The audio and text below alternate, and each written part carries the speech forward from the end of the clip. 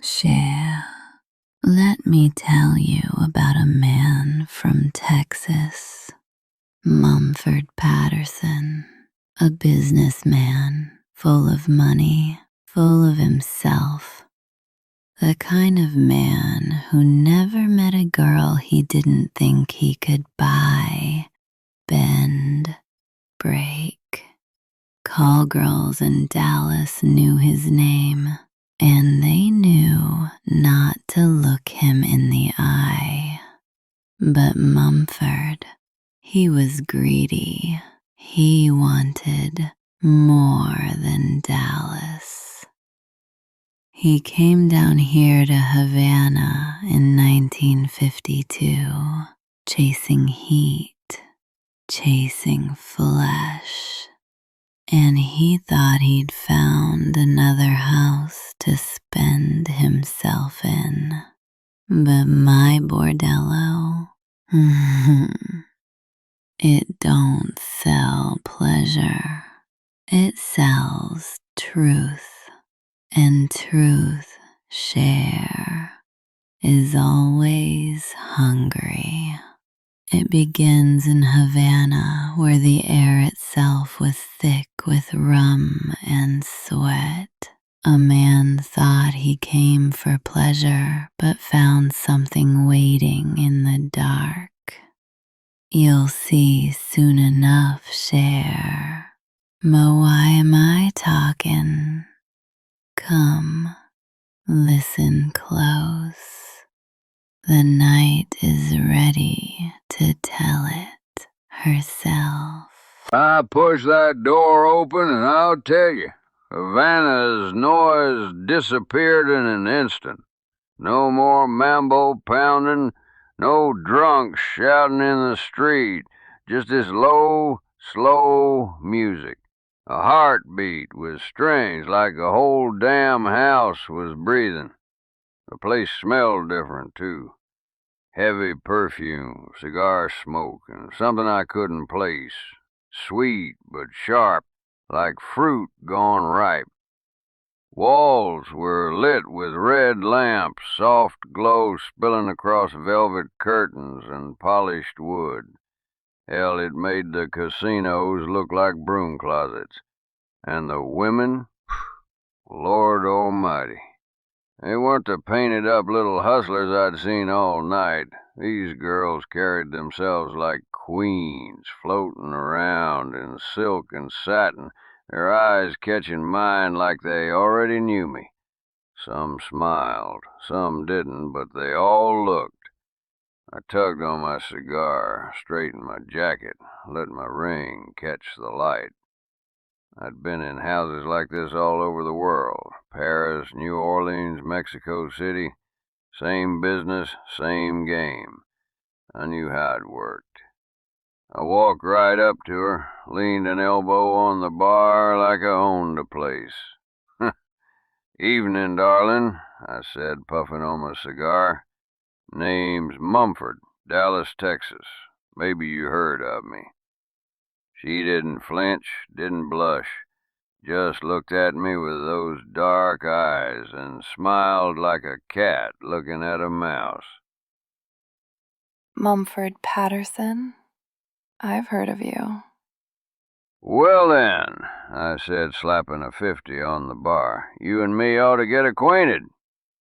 She reached out slow, slid the bill off the wood with 2 fingers, didn't even look at it, just tucked it into her glass, let the rum soak it through. Then she tipped it back and drank it, paper and all, never breaking eye contact. And I'll be damned if my cigar didn't near fall right out of my mouth. Money don't mean much in this house. I could feel her breath on my neck, sweet and sharp like wine gone sour. What matters here is what you're willing to lose. I laughed. Loud, too loud maybe, but I wasn't about to let some girl spook me. "Honey, I've been losing all my life, and I ain't missed a meal yet. Let's quit the riddles and head upstairs."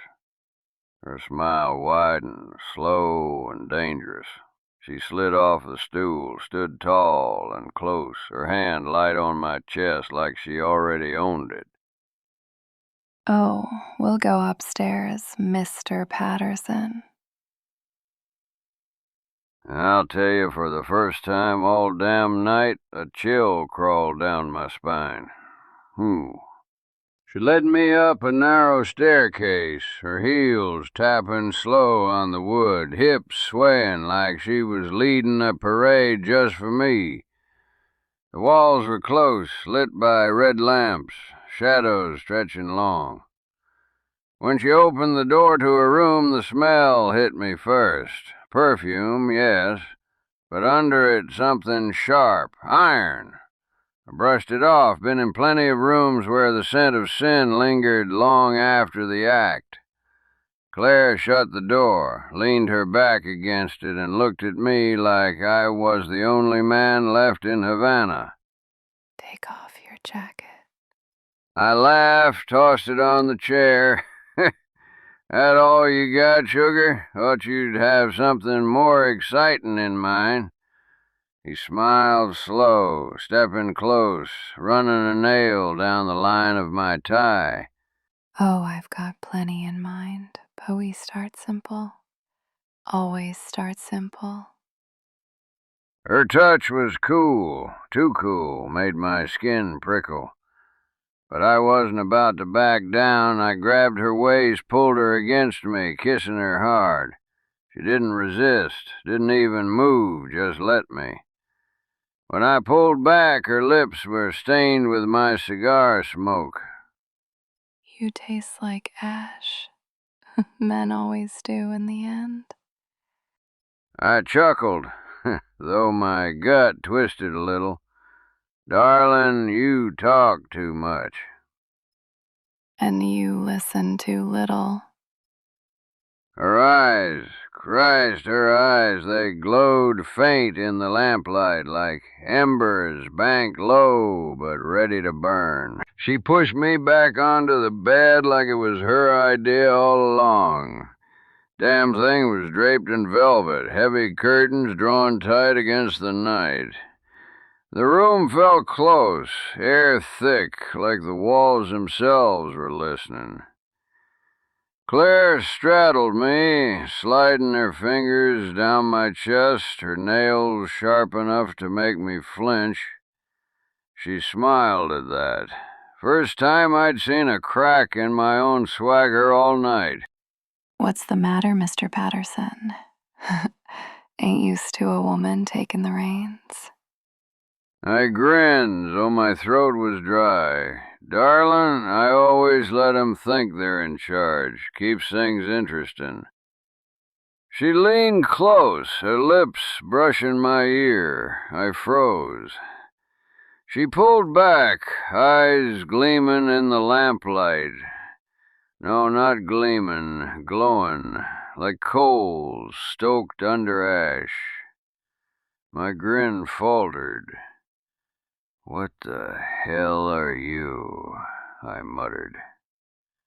Her smile widened, teeth flashing white. Too white, too sharp. Hungry. And before I could shove her off, she slammed me back, her hand clamped tight around my throat. My cigar tumbled from my lips, scattering ash across the velvet. Her face was inches from mine, her breath cool and sweet, but under it that sharp scent I'd noticed downstairs. Iron, thick and coppery. Money can't buy you out of this house, Mr. Patterson. Here, all that matters is blood.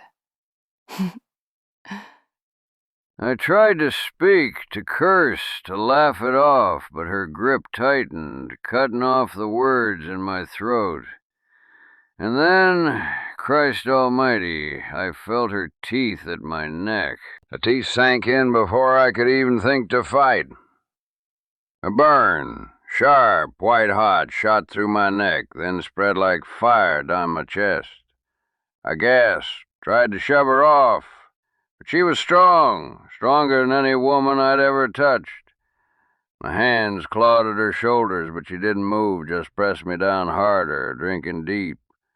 The sound, Christ, the sound, like a man taking whiskey straight from the bottle, greedy, desperate. My legs kicked, but the strength bled out quick. Every pull from her mouth drained me. My head swam, rooms spinning, velvet curtains swimming like water.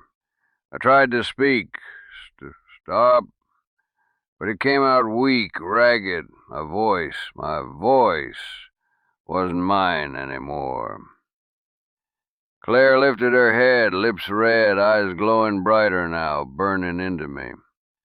She licked the blood from her mouth and smiled. Hush now, Mr. Patterson. This is what you were born for. I wanted to curse her, to fight, but my chest was heavy, arms limp. The words slipped from me in a whisper. Dallas. They'll know. They'll come looking. She laughed, low and cruel. Oh, Cher.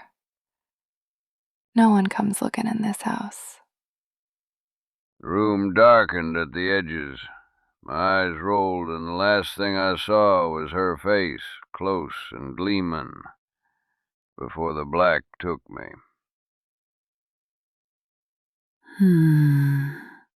Poor Mumford Patterson thought his money made him a wolf, but in my house, wolves wear silk, and they feast when the moon is high.